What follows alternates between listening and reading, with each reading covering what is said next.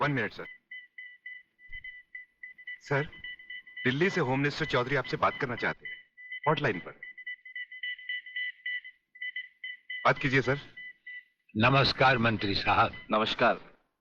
देखिए, कल air France की फ्लाइट से प्रोफेसर खुराना फ्रांस से पहुंच रहे हैं। आपने उन्हें देखा भी है और उन्हें अच्छी तरह से जानते भी हैं। दुश्मन की नजर भी उन पर होगी, इसीलिए उन्हें एयरपोर्ट से रिसर्च सेंटर तक पहुंचाने की जिम्मेदारी मैं आपको सौंप रहा हूं। ये एक बहुत ही कॉन्फिडेंशियल मामला है। कॉन्फिडेंशियल मामला तो मैं जान चुका हूं। ब्रिगेडियर, आप देखना प्रोफेसर खुराना कहां पहुंचता है। मगर प्रलयनाथ, ये नामुमकिन है। मंत्री होने के नाते तुम्हारे लिए यह काम बहुत आसान है जीवनलाल। तुम एयरपोर्ट के किसी भी हिस्से से ब्रिगेडियर की आंखों में धूल झोंककर उसे उठा सकते हो। मगर मैं तो प्रोफेसर को जानता तक नहीं और नहीं उसे देखा है। उसकी फिक्र तुम मत करो, मैंने बॉब को खबर कर दी है। हमारा विदेशी एजेंट फ्रांस से ही प्रोफेसर खुराना का पीछा साए की तरह करेगा और वही तुम्हें एयरपोर्ट पर प्रोफेसर खुराना को तुम्हारे हवाले करेगा। ब्रदर, जब तक मैं तुम्हें दूसरे आदमी तक नहीं पहुंचा देता, यूं ही खामोशी से चलते रहना। एक लफ्ज भी बाहर निकाला तो साइलेंसर लगे रिवॉल्वर से कब गोली निकलकर तुम्हारे अंदर दाखिल हो जाएगी किसी को पता भी नहीं चलेगा। मूव।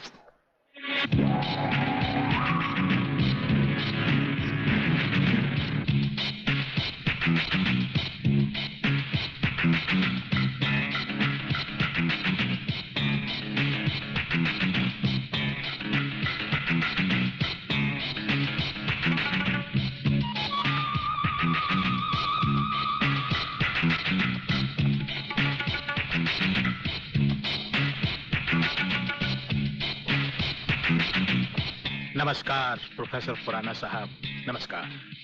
मेरा नाम जीवनलाल टंडेल है। मैं इस राज्य का मंत्री हूं। आपका स्वागत करने आया हूं।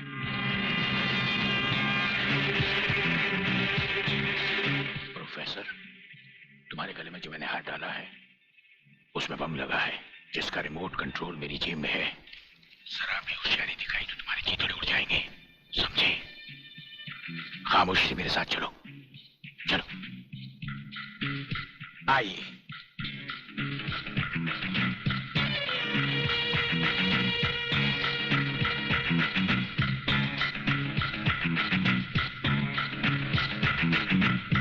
Welcome professor Khurana, welcome to India. वाह जीवनलाल वाह, आज तुमने तो कमाल कर दिया। प्रोफेसर खुराना वो ब्रिगेडियर तो बेचारा एयरपोर्ट पर हाथ मलता ही रह गया और प्रोफेसर हमारे जाल में कबूतर की तरह फंस गया। ब्रिगेडियर शायद ये नहीं जानता कि प्रलयनाथ ऐसा शिकारी है जिसके हाथ से कभी कोई शिकार नहीं बचता।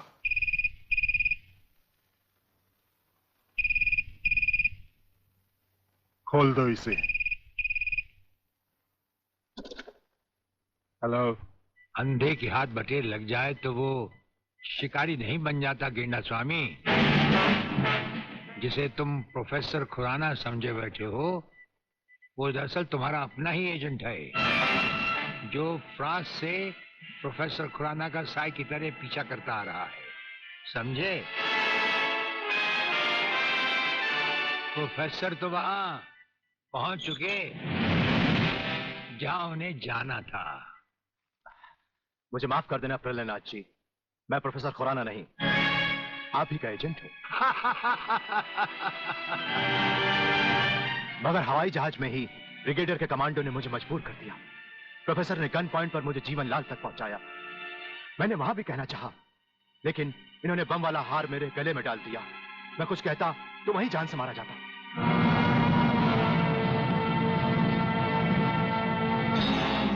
तुम वहां पर भी मारे जाते और यहां पर भी मारे जाओगे।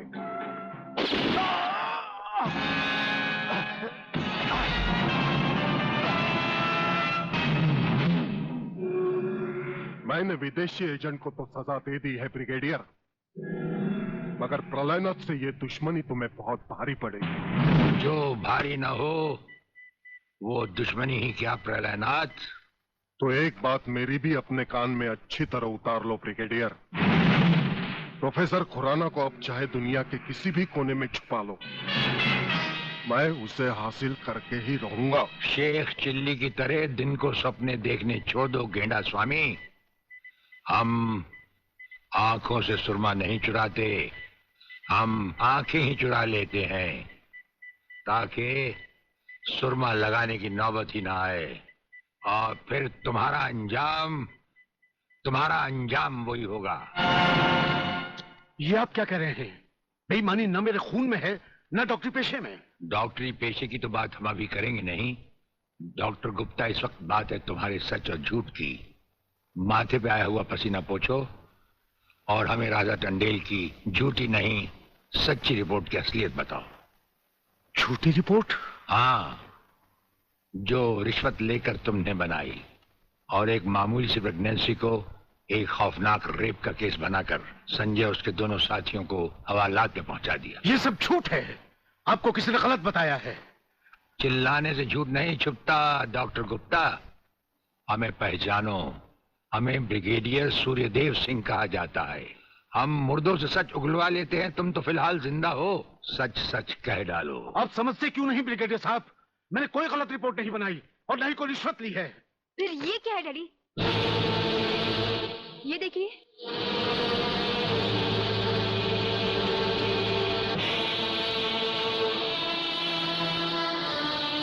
ये रुपए आपके कबड़ में थे डैडी। मैं समझी थी कि किसी को जीवन दान देने के लिए आप इसमें दवाइयां लाए हैं, पर ब्रिगेडियर साहब की बात सुनकर जब मैंने इसको खोलकर देखा तो पता लगा कि मेरे पिता मेरे लिए शादी का जोड़ा नहीं, कफन खरीदने के लिए रिश्वत का पैसा लाए हैं। संध्या। हाँ डैडी, जिस संजय चौहान को आपने सलाखों के पीछे पहुंचाया, मैं उसी से प्यार करती हूँ। अगर संजय को कुछ हो गया तो मैं जिंदा नहीं रहूंगी, मैं मर जाऊंगी। देखा डॉक्टर, हराम के पैसे का रंग। जिस पैसे से तुम अपनी बेटी की शादी बड़ी धूमधाम से करना चाहते थे, वही पैसा अब उसी बेटी का सुहाग छीन सकता है। अब भी वक्त है डॉक्टर, सब कुछ सच सच कह दो।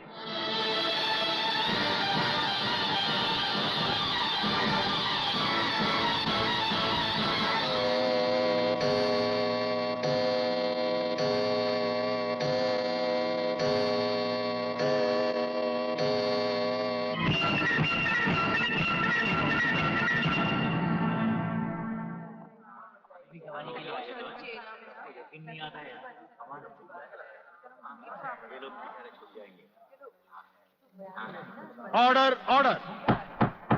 अब डॉक्टर गुप्ता बयान देंगे जिससे सारी अदालत के सामने जाहिर होगा कि असलियत क्या है। जज साहब, मिस राधा टंडेल के बलात्कार की झूठी रिपोर्ट मैंने ही तैयार की थी। सच्चाई यह है वो पेट से थी और उनका अबॉर्शन मैंने ही किया था। जज साहब, मैंने अपना जमीन बेच दिया था। मैं अदालत के सामने कबूल करता हूं कि मैं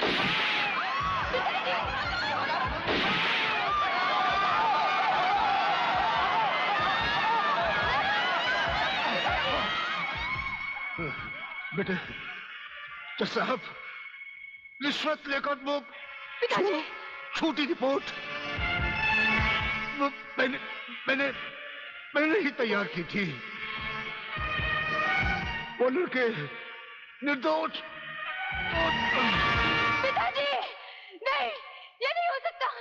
पिताजी, पिताजी, पिताजी, नहीं।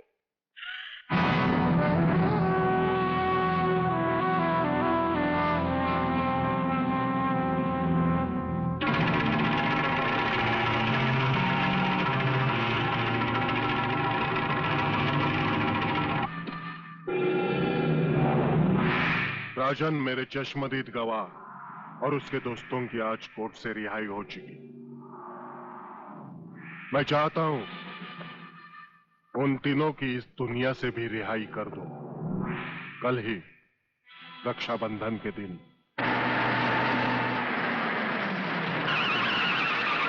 अरे शांति, यहाँ क्या कर रही है?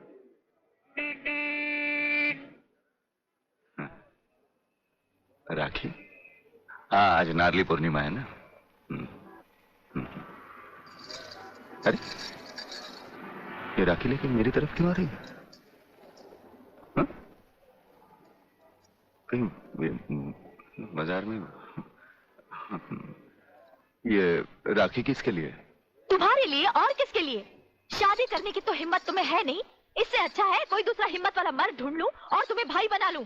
लाओ इधर हाथ। ये नहीं, नहीं, ये नहीं, नहीं, नहीं, मैं तुम्हें भाई बना के नहीं, रहूंगी। नहीं, आज मुझे राखी बांधने दो। नहीं, ये नहीं, नहीं, नहीं बोला ना। नहीं, मेरे को राखी बांधते क्या करते तू? नहीं, मैं पुलिस वाला हूँ, वैसे भी तेरी रक्षा करूंगा। नहीं, अब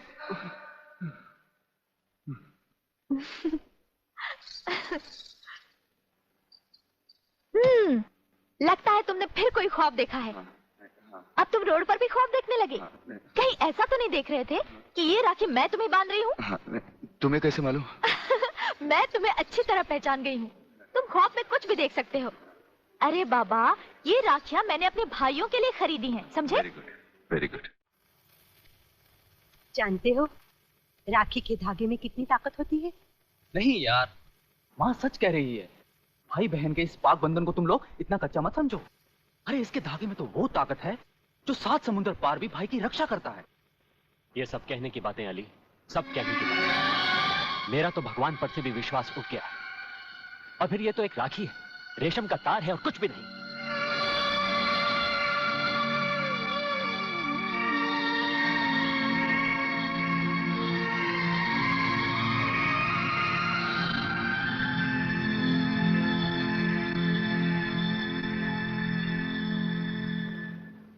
देखा, रुला दिया ना मेरी बहन को, और वो भी आज के दिन।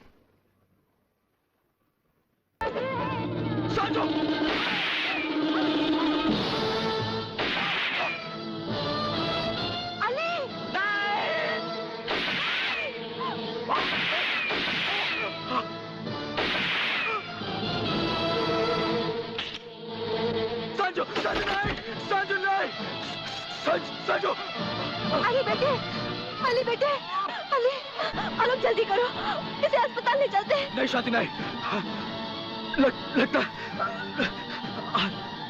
आज मेरे जाने का वक्त आ गया। नहीं यार, ऐसा नहीं हो सकता। हाँ यार, बहन अपने इस भाई को आगे नहीं बांधूगी।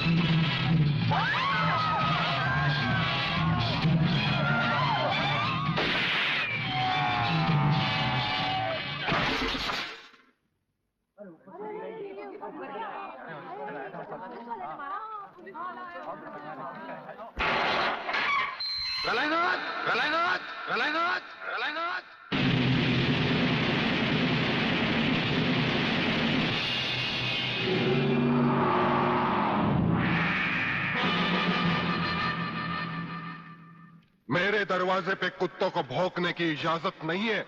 ये शेर की दहाड़ है। अगर नहीं सुनी तो आके फाड़ कर नीचे देख।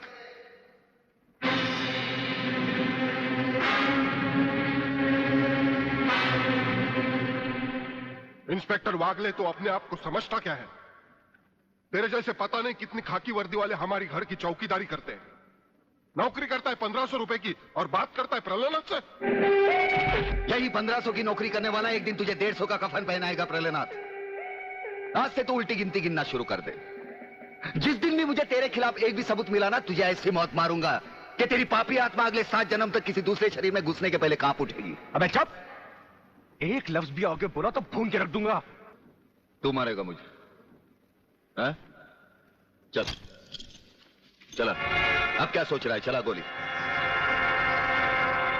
अपनी मां का दूध पिया है तो चला गोली।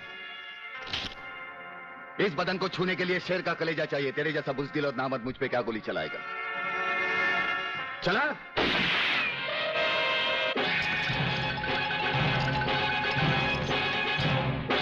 पुलिस अफसर पर गोली चलाने के जुर्म में मैं तुझे गिरफ्तार करता हूं। प्रलयनाथ जरा भी हिले तो इसकी खोपड़ी खोल दूंगा।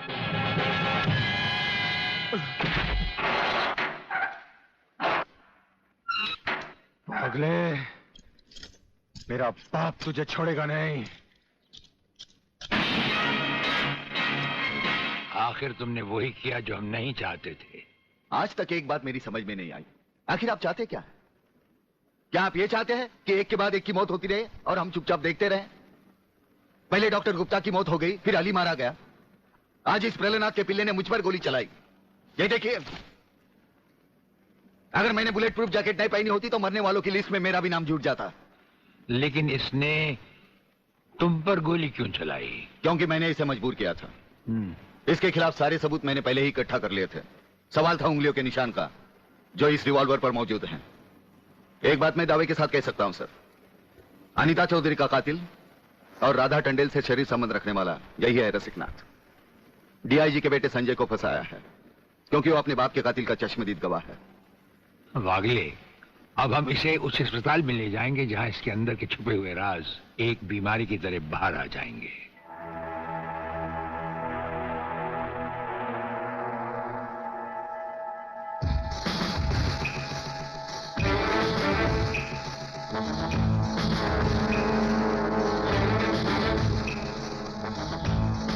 जो दुश्मन यहां बांधा गया, समझो उसकी अर्थी उठ गई। हमारा ये हथियार आग उगलता है। जो कुछ हमने पूछा, अगर उसका जवाब तुमने सच सच नहीं दिया तो ये हथियार तुम्हें जला डालेगा।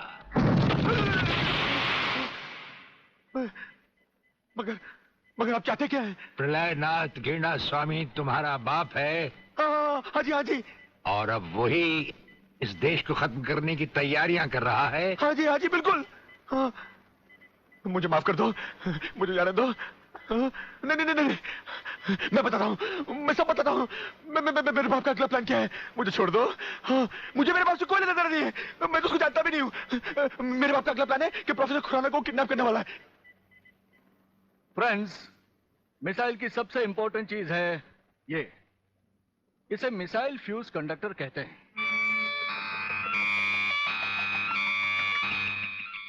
जब तक ये मिसाइल में नहीं लगेगा, मिसाइल टेक ऑफ नहीं कर सकता। वो एक मुर्दे की तरह होगा। पहले हमारे देश में मिसाइल फ्यूज कंडक्टर बनाना इतना आसान नहीं था, जो कि अब हो गया। कोई हिलेगा नहीं।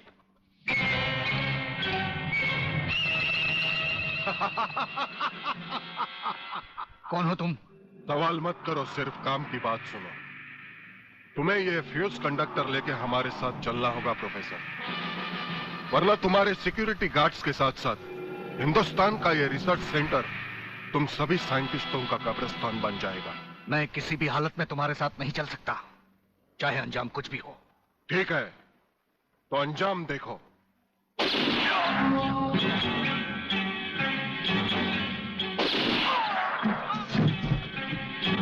नहीं नहीं, ये इस देश के भविष्य है। इन्हें मत मारो प्लीज। मैं तुम्हारे साथ चलने के लिए तैयार हूं। तुम अकेले नहीं, फ्यूज कंडक्टर भी तुम्हारे साथ चाहिए। डैडी रुको, डैडी डैडी रुको। डैडी ये बहुत खतरनाक लोग हैं, मुझे बचा लो डैडी, जल्दी जल्दी जल्दी।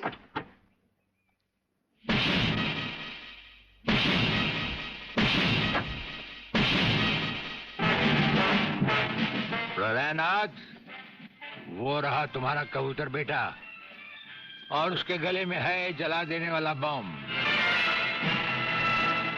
उसका रिमोट कंट्रोल हमारे हाथ में है। अगर तुमने एक कदम भी आगे बढ़ाया तो उसे जलाकर राख कर दिया जाएगा।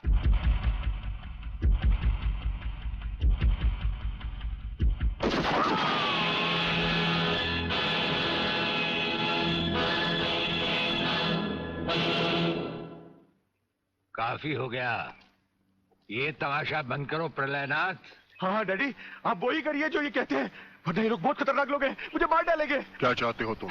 क्या मजेदार सवाल किया तुमने, समझे नहीं। प्रोफेसर खुराना को वापस करो और अपने इस कबूतर बेटे को यहां से लेकर रफू चक्कर हो जाओ।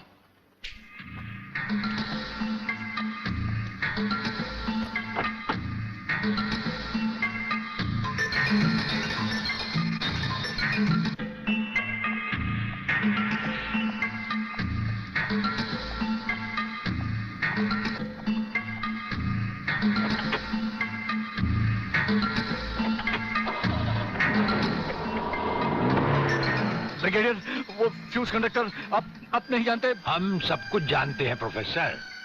उसकी गाड़ी में हमारा ट्रांसमीटर लगाया जा चुका है। वो जो कुछ भी कहेगा, जो कुछ भी करेगा, जहां कहीं भी जाएगा, उसकी हर एक मूवमेंट की खबर हमें मिलती रहेगी।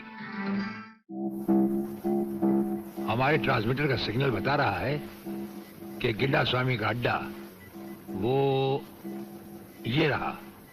ये से बाहर एक वीरान जगह पहाड़ियों के बीचों बीच है। कमांडोज रेडी फॉर ऑपरेशन तिरंगा।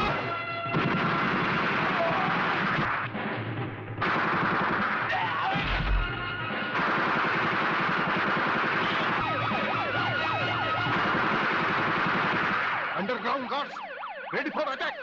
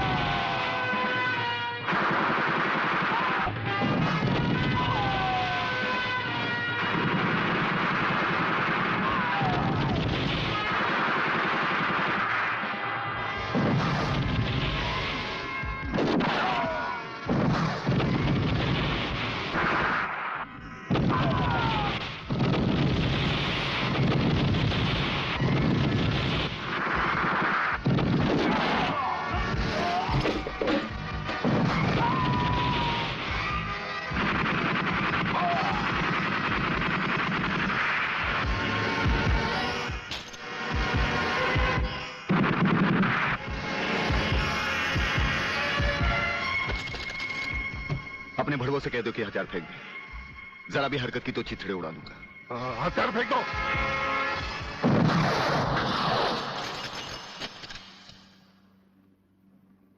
हम तो समझे थे कि तुम जंगबाजों की तरह जंग लड़ोगे, लेकिन तुम तो एक घटिया किस्म के भगौड़े प्यादे निकले। अधूरे में ही हथियार डाल दिए। प्रलयनाथ कभी कोई जंग अधूरी नहीं लड़ता ब्रिगेडियर। देखना चाहते हो तो देखो।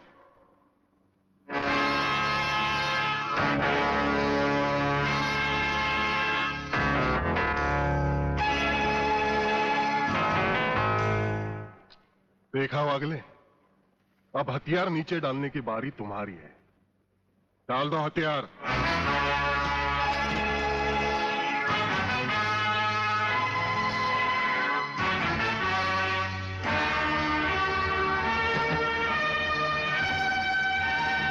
ब्रिगेडियर, हथियार नीचे डाल दो।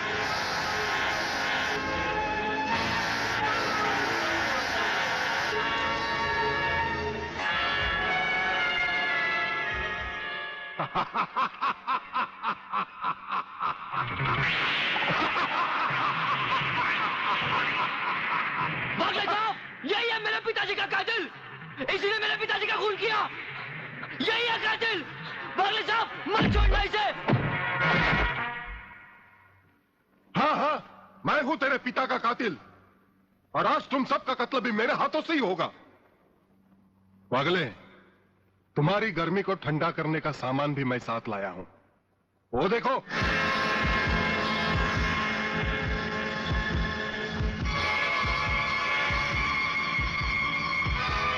खबरदार अपनी जगह से हिलने की कोशिश की। एक ही बटन दबाऊंगा, सबको राख कर दूंगा। अगर देखना चाहते हो तो ये देखो।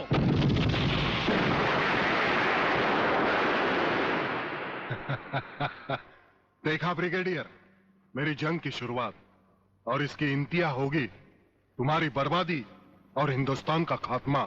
हिंदुस्तान का खात्मा? हिंदुस्तान का खात्मा तो सदियों से कोई नहीं कर सका। वो तो एक ख्वाब ही रहा जो न कभी पूरा हुआ था और न कभी होगा। रहा हमें मारने की बात, तो फिर हिंदुस्तान में शेर बचे ही कितने हैं? उन्हें तो हुकूमत भी मारने की इजाजत नहीं देती। और फिर तुम जैसे गेंडे की शक्ल की औकात ही क्या?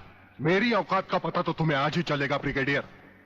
मैं भी देखता हूं इन शेर के जबड़ों में कितने दांत हैं।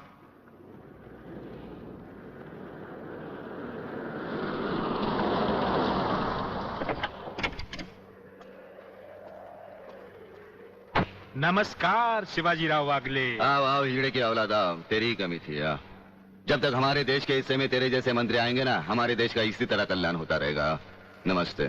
वाह प्राणनाथ जी वाह, क्या खूब मिलाई है इन दो देशभक्तों की जोड़ी, जो आज देश के नाम पर एक साथ शहीद हो जाएंगे। कई शहीद होते आए हैं और कई शहीद होते रहेंगे अपनी धरती माँ को बचाने के लिए। लेकिन तुम जैसे लोग जो अपने आप को ही नहीं, अपनी माँ को भी दौलत की खातिर बेचते आए हैं, और उनका अंजाम एक गुमनाम लाश की तरह होगा जिसे गिद्ध और चीले नोच नोच कर खा जाएंगे। नोच नोच कर तो हमारे आदमी तुम्हें खाएंगे। मैंने फैसला किया है, आज 15 अगस्त के दिन मैं इस देश को बर्बाद कर दूंगा।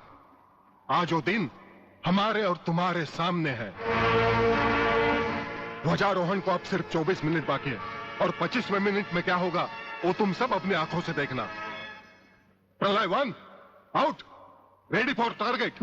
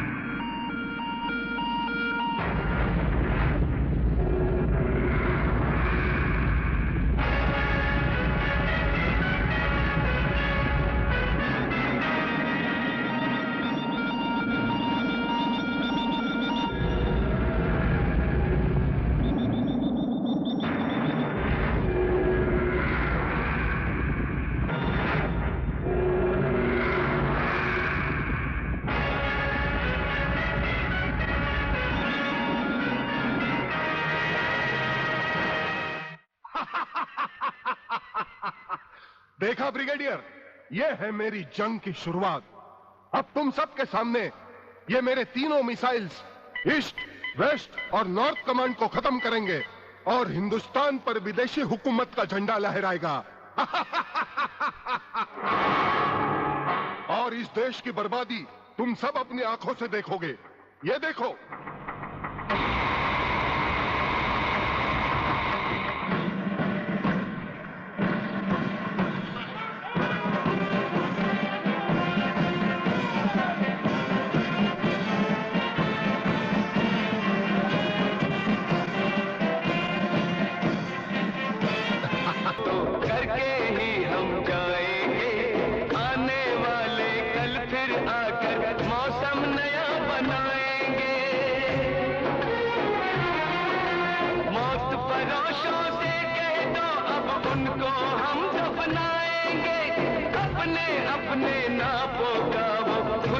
कफन से लाएंगे।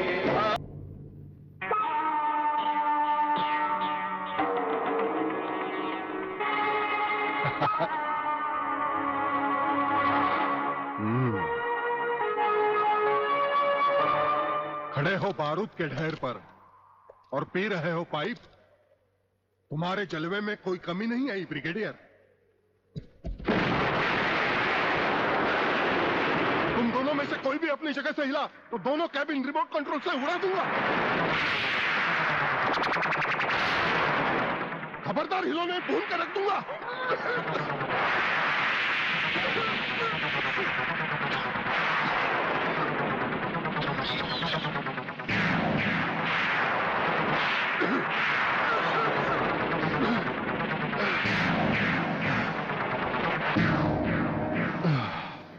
ये तो हमारे एक छोटे से पीने वाले पाइप का कमाल था। अगर कहीं भूले से हमारे इस रुमाल को हाथ लगा बैठते तो जलकर राख हो जाते गेंडा स्वामी। जलकर राख कौन होगा, इस बात का पता तुम्हें अभी चल जाएगा ब्रिगेडियर। प्रलय 1 स्टार्ट।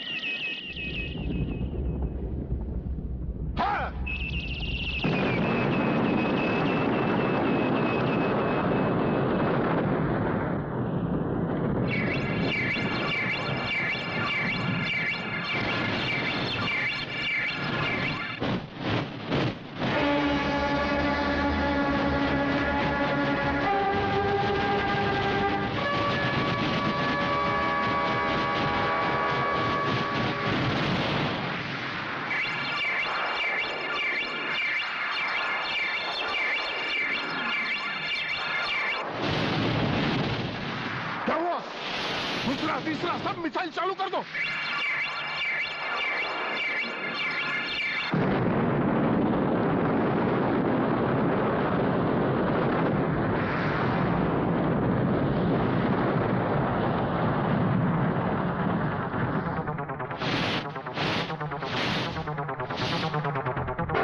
प्रलयनाथ जी, मैं पूरी कोशिश कर रहा हूं, लेकिन पता नहीं क्यों एक भी मिसाइल टेक ऑफ नहीं हो रहा।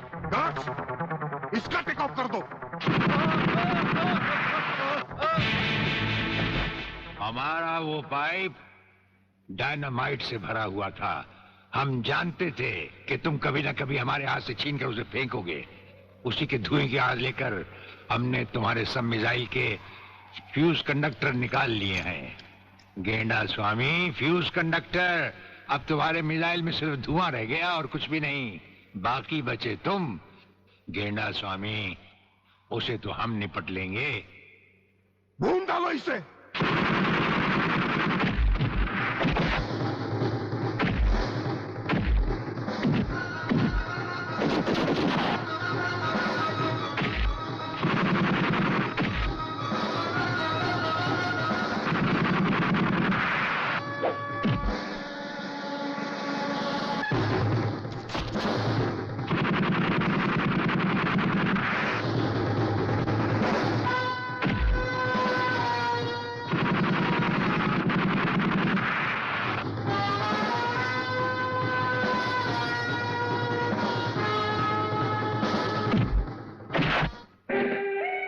शिवाजीराव बागले, मराठा।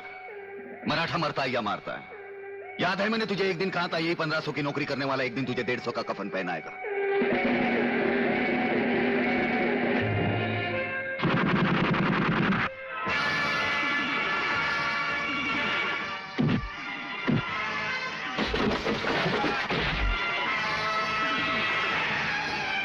भाग रहे हो जानी?